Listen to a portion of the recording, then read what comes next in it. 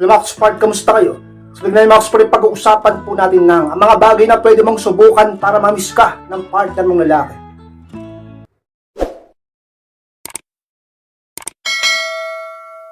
At kung handa na kayong lahat ay magsarap po tayo at muli, be inspired!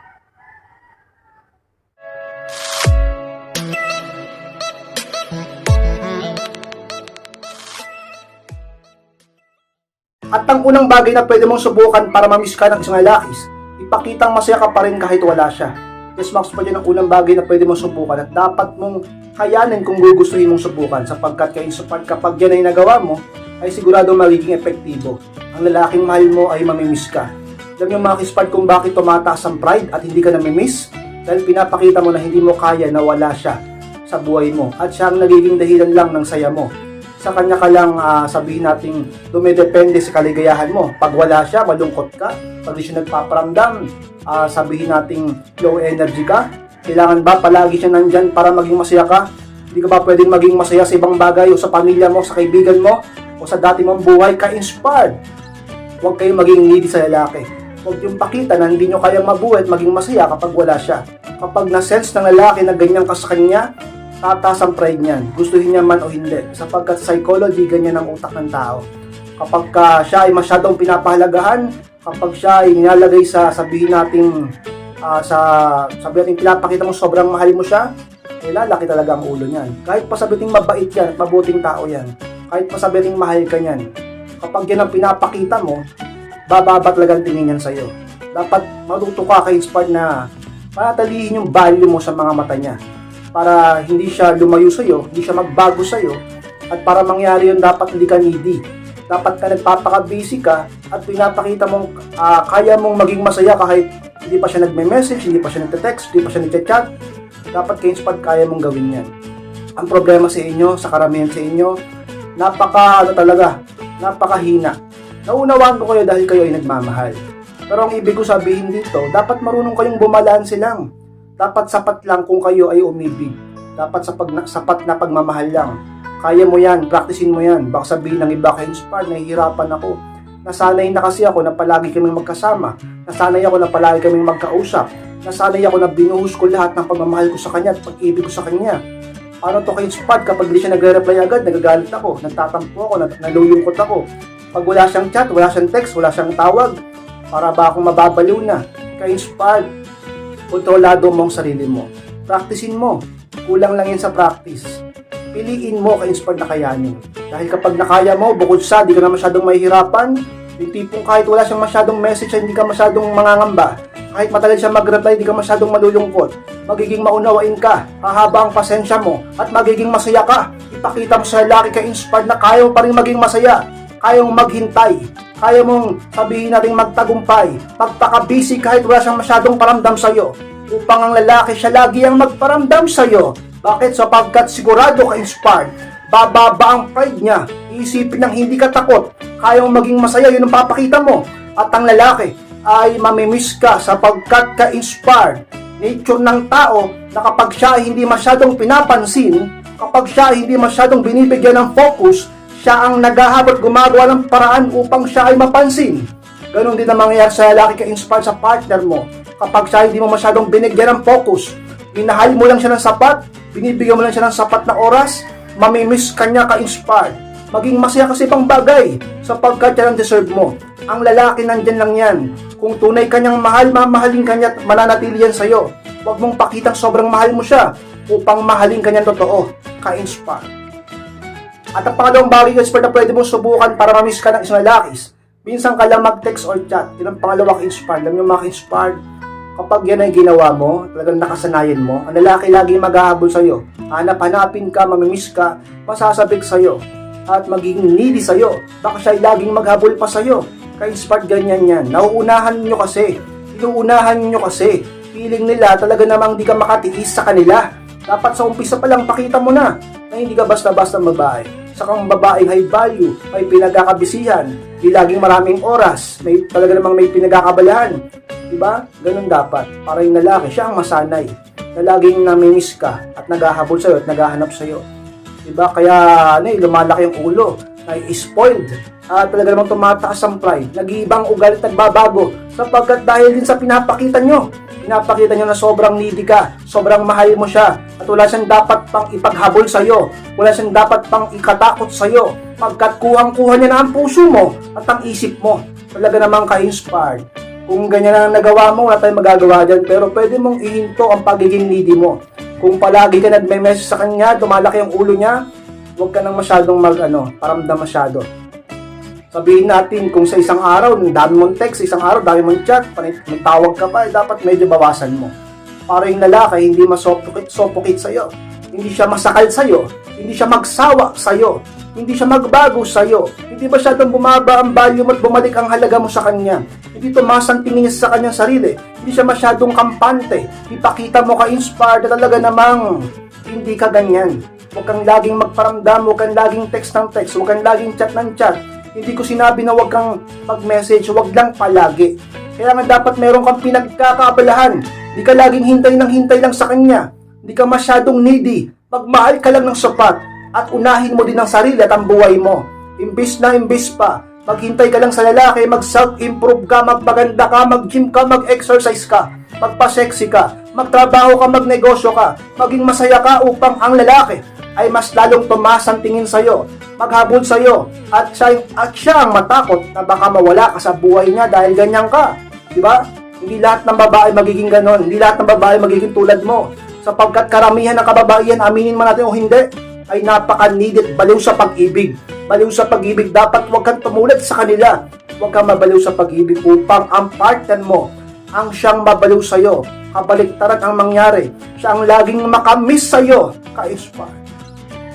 Tapat ng bagay na pwede mong subukan para mamiss ka ng isang lalakis. Sikaping maging maganda palagi. Yan ang pangatlo, ka-inspire lang yung maka-inspire. Kung sisikapin mo na palaging maging maganda, ay sigurado ang partner mo ay palagi kang hahanap-hanapin. Kakahanap niya sa'yo, talaga namang ka-inspire, mababaliw yan sa'yo. At mamiss ka palagi, kakaisip sa'yo. O kung maka-inspire, ganyan yan, maniwala kayo sa akin.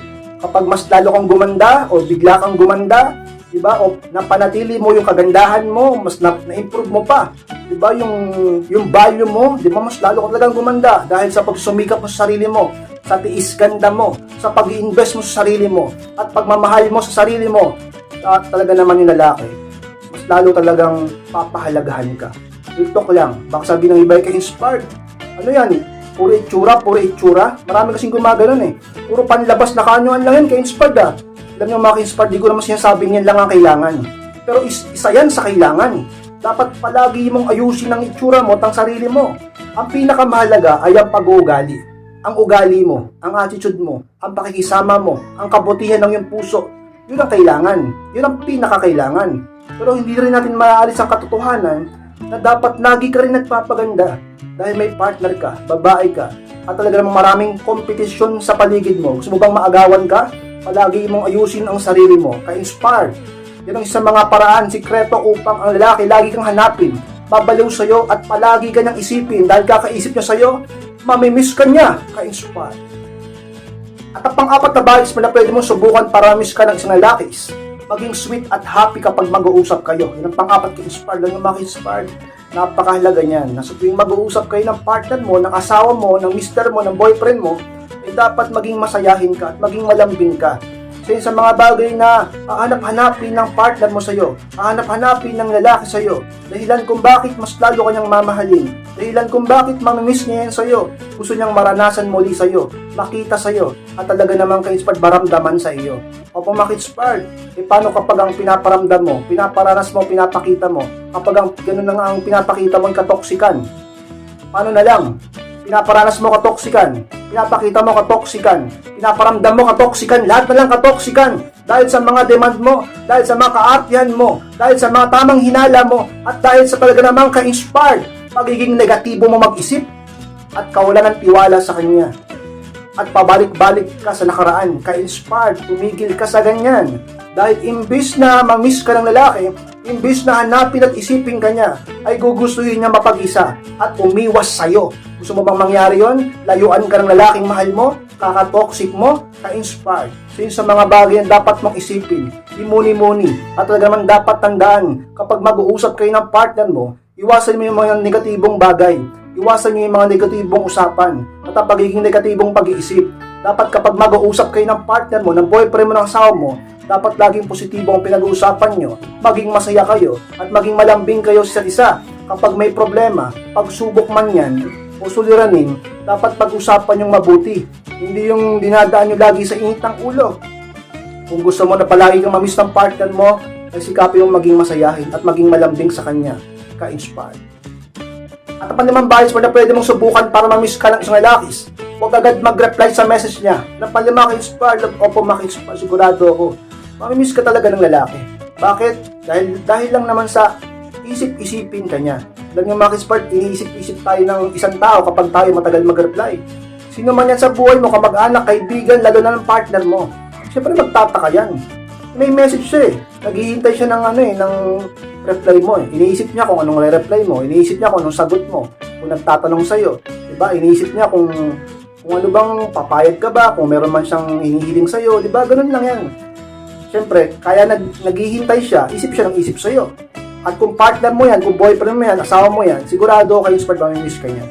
Diba? Magkakahintay sa'yo. Eh, ang problema sa inyong makababaihan, karamihan sa inyo, napaka-bilis mag-reply. Parang kidlat sa bilis eh.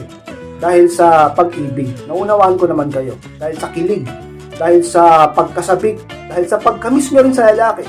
Naunawaan ko kayo, pero minsan dapat matuto ka rin magpakipon. Magpa-hard to get. Dapat pakita mo rin sa kanya na hindi ka ganun kabaliw sa kanya. Dahil pag pinakita nyo na ganun kayo kabaliw sa kanya, ay mawawala ang pagkabaliw niya sa'yo. Opo, Maki-Inspired, matitigil ang paghabol niya sa'yo at ikaw ang maghahabol sa kanya. Gusto mo ba yung ganon na sistema? Eh, dapat pantay lang. Kaya Inspired, kapag ang lalaki, pwede namang hindi agad reply, lalo na kapag may ginagawa ka, busy ka, may mga iniisip ka, may mga inuuna ka, may mga kausap ka na dapat naman talagang makakadagdag ng value mo at kailangan naman talaga sa buhay mo. Bakit kailangan agad replyan siya kung di naman ganun kahalaga? Diba? Para mamiss ka din niya. Pero kung mahalaga, replyan mo agad. Pero kung gusto mong mamiss ka niya, at di naman ganun kahalaga, eh, medyo tagalan mong pag-reply sa message niya. Sigurado ka inspired, tatas ang value mo, isipin ka niya, at hihintayin ka niya, at mamimiss ka niya, ka-inspired. At ang pangalan ng bagay na pwede mong subukan para mamiss ka ng isang lalakis, bigyan siya ng oras para mamiss ka. Yun ang pang-anim ka-inspired, ganyan mga ka-inspired. Dapat kahit paminsan-minsan man lang binibigyan mo ng panahon ng boyfriend mo para sa sarili niya. Hindi ka masyadong mahigpit, hindi ka laging demanding sa oras niya. Hindi dapat laging gusto mo sa ilang umiikot ang mundo at araw niya. At ganun ka din dapat sa kanya. May kanya-kanya kayong buhay. Hindi porket mag-boyfriend-girlfriend kayo, hindi porket mag-asawa na kayo, ay sa inyong dalawa na lang iikot ang mundo. May kanya-kanya kayong pangarap at ambisyon sa buhay. May mga goals kayo, may mga gusto kayong gawin, may mga karir kayo, may mga dapat kayong tapusin o ayusin sa buhay nyo. Diba? Dapat kayong mag-unawaan, maging tapat at magtiwala sa isa't isa. Huwag kayong masyadong mahigpit sa isa't isa. Huwag kang masyadong mahigpit sa partner mo upang maramdaman niya ang kaligayahan sa iyo. Opo, Maki-Inspired, isa yun sa mga sikreto upang maging masaya sa iyong lalaki. Hindi ka dapat masyadong needy. Hindi ka dapat masyadong makulit. At hindi ka dapat laging sabihin natin ka-inspired na naghihigpit, nagbabakod sa kanya at inaaway mo pa siya pag siya ay matagal mag-message sa iyo. Dapat mag-unawaan kayo. Diba? Basta walang ginagawang masama. Sa mga sikreto upang lalaki mamiss ka, hanapin ka, at siya lagi ang mag-effort para sa'yo dahil sa mga panahon na hinahayaan mo muna siya at nag-i-enjoy siya sa ibang bagay o ginagawa niya, may isip ka niya. Sigurado yan may isip ka niya. Diba? O halimbawa, ang gusto niyang gawin, mag-ayos ng motor. Halimbawa, ang gusto niyang gawin, sabihin natin makabanding mga kaibigan niya, mag-swimming sila. O halimbawa, ang gusto niyang gawin, sabihin natin magnegosyo. Habang ginagawa niya yung mga bagay na yun, alinman sa mga bagay o alinman ang gusto ng partner mo, papasok ka bigla sa utak niya. May isip ka bigla niya at hahanapin ka niya. O Maki-Inspired, sa mga sikreto, dapat mong tandaan yan. Kaya huwag kang masyadong mahigpit upang ang lalaki mismo ang lumapit, maghanap at makamiss sa'yo. Ka-inspire. Smash po din po na maraming salamat Maki-Inspired sa pagtapos po ng vlog nito. Gusto ko pong kalimutan na mag-like, comment, at share na rin po upang makatulong din tayo sa iba at sa mga hindi pa po nakasubscribe, ay pa-subscribe na po Maki-Inspired at click na rin po notification bell upang maging updated kayo pag may bago po akong upload. Sa mga gusto magpa-coaching o magpa-advise, pakimas lang po ako sa Facebook at ako mismo magre-reply at mag-chat sa inyo. Maraming salamat Maki-Inspired, mag-ingat kayong lahat. Mahal ko po kayo at muli, Be smart!